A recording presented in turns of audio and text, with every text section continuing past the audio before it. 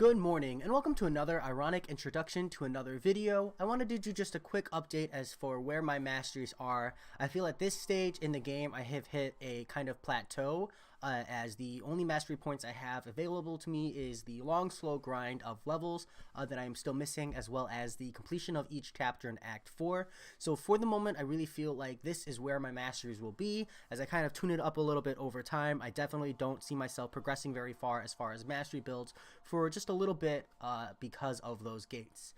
So as far as masteries go, I have 1 point here in strength, 1 point here in greater strength. I just use these as stepping stones, as well as 1 point here in pierce and 1 point here in lesser precision, as well as lesser cruelty. I use these 5 points just to bring me to my 5 points in precision and my 5 points in cruelty. The reason I do that is because the amount of rating you get for crit hit rating as well as critical damage hit rating is massive from these two nodes, and will add a just like massively significant boost to the amount of damage you are doing. It is part of the reason for why we see such a huge disparity between the amount of damage you do on a regular hit versus the amount of damage you do on a critical hit. But it also will just feel so much better. Fights will go so much quicker. It is kind of like an expensive start off. I know a lot of players avoid this just because of the unit cost, but if there is anything you are going to spend units on, this is one of the core. Next, I have my standard half suicide mastery build here with 1 point in glass cannon, 1 point in recoil, and 3 points in liquid courage. I do stand by liquid courage is the beginner setup for suicide masteries, as you do take less damage per second.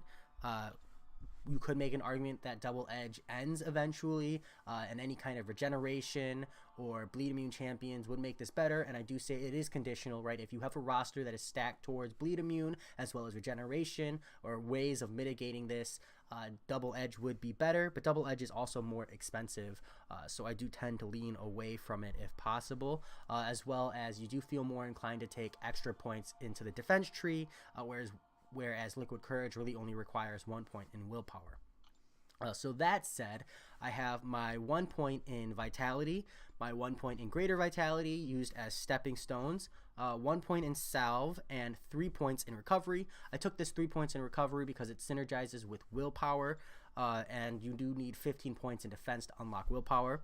I have 4 points in block proficiency, just because you are blocking a lot of damage in this game, because not all of it is necessarily evadable, and so having those 4 points in block proficiency really gives you a great amount. And as you can see, you do get an equal amount for each point, so it's not like it's a degrading value, so each point you put in here is worth exactly the same. And then I run my standard 3 energy resistance, 2 physical resistance.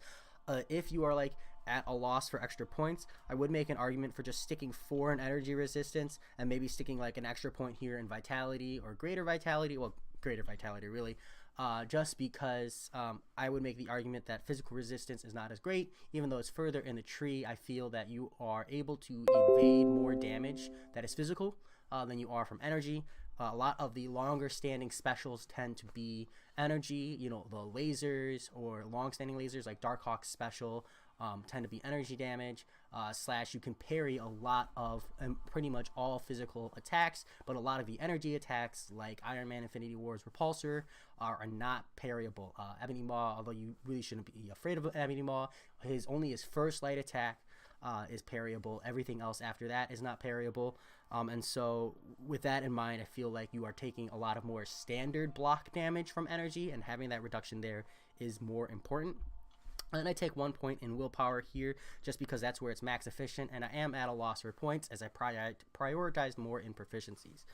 So I have parry here maxed out for that increased amount of damage reduction. If I click on the eye here, you can see that you do gain an additional 5% for each point into it. It does a little bit more than that. It also increases the stun duration from 1.5 seconds to 2 seconds, which is very important because it gives you more of a window to interact and react to things. I definitely think that like after you've dumped your 1 point into parry and then your 3 points in dexterity, I would then go back and max out parry. I think that having that extra window is incredibly important for champions who need to land stuns, but also as a player it gives you more time to react to it, especially as you're starting off, and later will become, I would argue, necessary for Alliance War. Next, I have 5 points here in Limber. I think this is mandatory for Alliance War Defense, and I will have a video posted simultaneously with this one for why I believe this is necessary for Alliance War Defense, as well as just useful in the game and as general. You get punished a lot less if you make a mistake and get parried for some reason. And as well as have 3 points here in Stupefy for an additional half second. And as you can see, that the first point is not as valuable as the second and third. So if you are going to go for this, I highly recommend you dump all 3 points in. As at 0.1 seconds, it's not very noticeable, but at half a second, it has a drastic improvement in your ability to stun. And again, I will follow up with why I think those two are important, is because I feel like it's a little different as far as justification goes, as if you're not specifically participating in Alliance War, I think that they have significantly reduced value in the game, and you could take those points and dump them like in the offense tree here or something. Like if I wasn't as active in Alliance War as I am now, I could take 6 of those points back and I could run full suicides and I wouldn't have to worry, but instead I'm running those so that I can participate in Alliance more frequently. That said, if you're like, I don't understand why you're running X in your build, feel free to ask in the comments below, but I think I am running a fairly standard build, at least for the amount of mastery points I have, as I did prioritize what I think are the higher priority masteries. But that's where I am at. This is probably roughly where I'll be for quite a while. I might flip over to double edge once I've prepped a team that is bleed immune, as because I would rather have bleed immune champions. I like that roster better than I do like the poison one, but right now my roster is just heavily shifted towards poison immunity, and so that's where I'll be at least for the foreseeable future. That said, I'll talk to you later.